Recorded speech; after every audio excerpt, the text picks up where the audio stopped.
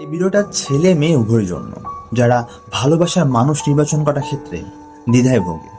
মেয়েদের ক্ষেত্রে বিষয়টা এরকম যে তুমি যাকে ভালোবাসো তাকে নয়, বরং যে তোমাকে ভালোবাসে তুমি তাকে বেছে নাও।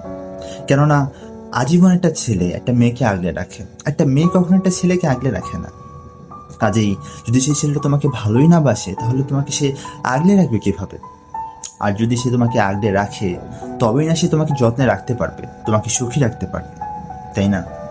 এবং ছেলেদের ক্ষেত্রে বিষয়টা অন্যরকম। ছেলেদের ক্ষেত্রে বিষয়টা পুরোপুরি উল্টো। তোমাকে যে ভালোবাসে তাকে নয়, বরং তুমি যাকে ভালোবাসো তাকে বিয়ে করো বা তাকে বেছে নাও। কেননা তুমি যদি সেই মানুষটাকে ভালোই না বাসতে পারো, তাহলে সেই মানুষটাকে তুমি আজীবন আগলে রাখবে কিভাবে? সুতরাং এটা নিশ্চিত করো যে যদি তুমি মানুষটাকে ভালোবাসো, তারপর হয়তো ভালোবাসাটা একতরফা থাকবে কিংবা দুই তরফা হয়ে যাবে।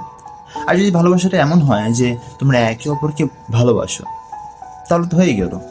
জব দুলহা দুলহান রাজি, তো ক্যা করেগা কাজী।